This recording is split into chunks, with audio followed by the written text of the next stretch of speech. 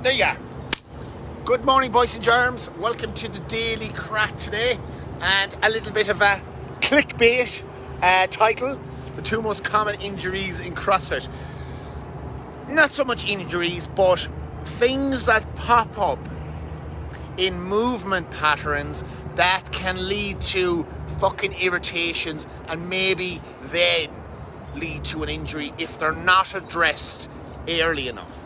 Alright, this is what I'm going to talk about today. And if you are one of these CrossFitters that has maybe a few, because this was me as well. I'm a CrossFit gym owner. I've had these things go wrong with me as well. And it was through some simple bodybuilding accessory works that I added into my training that fucking fixed them. Simple. But first, check this shit out. Just a moment to appreciate that. Like, holy fuck. That's my view this morning, doing the Daily Crack. You can't see me because of the sun, but like, holy tits. I love it. Absolutely love it. Screenshot that shit, put it on your wall. Giddy up. Alright, boys and germs. Looks like it's golden hour in the morning. And it is the morning. It's fucking glorious here. In Melbourne, it's been a little bit overcast and whatnot the last couple of days, but it's glorious now. Anyway, I digress. Let's talk about what I'm talking about. Okay, the two things that possibly pop up for you or for other people that you might know that might do CrossFit are one of two things. Overactive traps, where you get this kind of jacking up of the shoulder during movements, doing a lot of press stuff, maybe doing a lot of snatch work, even in a pull-up. When you're doing a pull-up, you get a rise of a particular side, and it starts to irritate. The shoulder kicks forward. You get a lot of neck and shit issues going on. That would be one of the most common things I see in CrossFit. Now, that not unaddressed will allow the shoulder to sit in the wrong position for a long time. You can get a super tight pec. You'll be constantly getting issues under the scapula, through the rhomboids, through the trapezius. And it's non-fucking stop. You're constantly getting work done on the neck, up on the back of the head, but you don't seem to be getting to the bottom of the issue. That's issue number one. Issue number two is in the squat. So someone's squatting down, and as they come up, they're getting a kick of the hips to one side. Have you seen this? Or else, what they're getting is a knee diving in. Okay, and a certain percentage, let's say over 80%, they're starting to get knees diving in, and then that unaddressed over time will put the knee. You're pushing out the squat in a direction, and if the knee keeps diving in, it's going to create a lot of imbalances and a lot of spasms in your hip flexors. Sorry, not in your hip flexors, in your TFL especially, maybe through the glutes. A very over dominant external part of the legs, and the internal, the adductors, don't actually start working properly at all. Okay, so those are my two main things that I see commonly in CrossFit. So let's address the shoulders first. Okay, morning, Shauna. So if we're talking about this over dominant trap thing,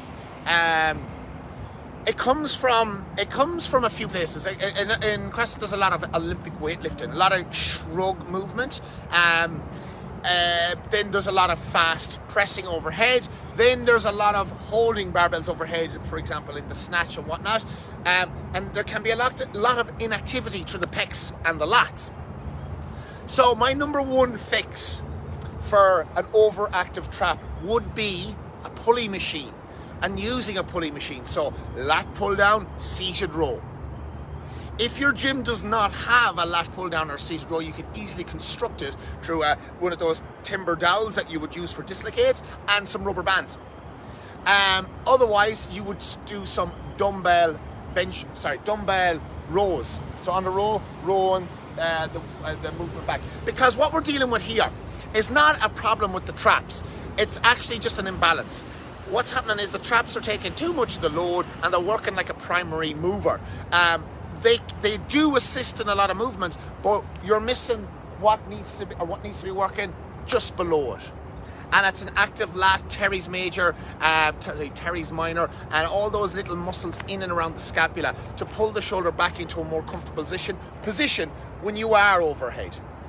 And this is a simple test I would do. It's like when your arm's in the air, can you activate and make your lats tight and strong? If you can't, then why would you have a weight overhead in that unstable position? Because think about what your pecs and lats do when your arm is overhead. You have pecs at the front, like you think of a mast of a ship. There's a tie line down the front. That's the front tie line.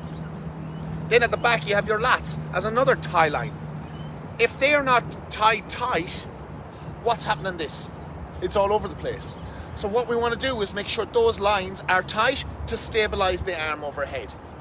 So if you are dealing with this neck issue, what you need to do is add into your training program, either at the beginning or the end, is a couple of sets of movements that will target your lats or target the back of the shoulder and get these rotator cuff muscles on the outside of your scapula working better. Now, how long do you need to be doing this shit? As long as it takes to take some of that activity out of the traps. That can be any length of time. How long have you had the trap issue? It's probably going to be the same amount of time working on those lats, because what can happen with the lats is if you've had this issue with your traps for a long time, you can start to get atrophy of the lats, where atrophy is when a muscle isn't being used, it starts to break down, it starts to basically turn back into fucking food for the body. The muscle isn't there anymore. That's an extreme case. A lot of time what I see is just an imbalance. It's just the muscle isn't working as well as it should, and it just needs to be kicked back into line. How do you do that? By doing exercises that target it, that make you work it. So when you are doing a bodybuilder movement, for example, the dumbbell row, it's one of my favorites because you can super focus on the side that you want to work on. When you're doing the rep, you do it super slow and you create activity.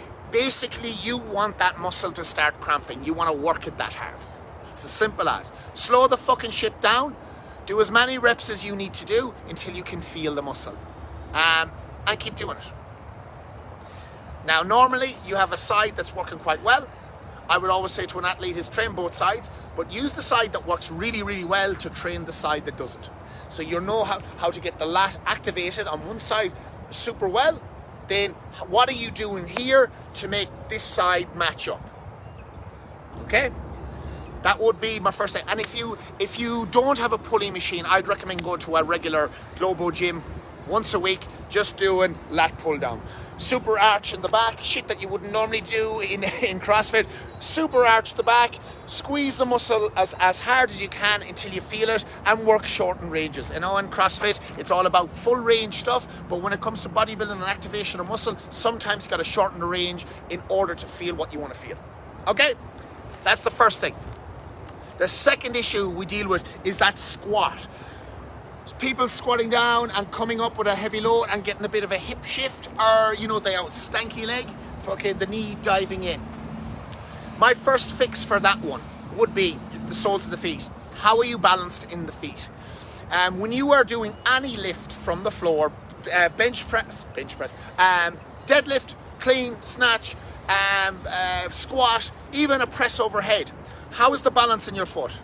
The big toe, the knuckle behind the big toe, and the baby toe and the heel should be balanced. The weight should be evenly balanced to all those 3 points. That's how you descend down into the squat, and that's how you push out of the squat. A great way to fix an imbalance with that hip sway is, if you are at a regular gym, do the leg press machine. Leg press machine will train that nice form.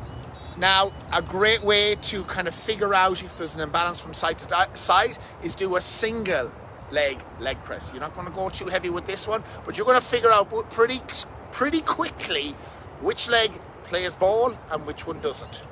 And from there, because you're sitting in the leg press machine as well, you are locked into a good position. You're locked into let's call it a symmetrical position. There's going to be no chance of a hip sway. So again, the range of motion may be shortened, and that's fucking fine. Another fix, if you don't have access to a leg press machine at your gym, is lunge more. Lunge till you love it. Weighted lunges, body weight lunges, lunge. You will be able to pick again quite quickly which leg fatigues faster, which leg you struggle with under load to get the knee to touch the floor, and it's going to show up the imbalances. When you are doing body weight lunges, focus a huge amount on your core to keep yourself stable, because you can still get a little bit of a hip sway if you're not conscious about how you're bracing things. So that would be my main fixes for the squat, or for that hip shift on the squat. And basically what it is just trying to bring balance back to all the muscles in the leg, because sometimes what's going on is, and more often than not, what I'm seeing is a deficiency, or actually quite a lot of atrophy on the inner thigh. No adductors, little adductors or no adductors at all. And the old cue in CrossFit would be drive the knees out. Drive the knees out works to a degree, but it fucks up as soon as the feet come off the floor. You drive your knees out to the side, and the inside of your foot lifts where your big toe is, and the first knuckle of the toe, and then everything's gone to shit. You're going to over dominate on the outside of the legs and get atrophy and an imbalance on the inside of the legs. Therefore, no balance in the leg as you're coming up in the squat and getting those knee dives at the top of the movement. So, lunging, Bulgarian split squats, and the leg press machine is your key. So those are my main two things that I would regularly see in CrossFit. They normally start out as an imbalance, but if they're done for long enough, they'll create atrophy in the muscle that isn't working.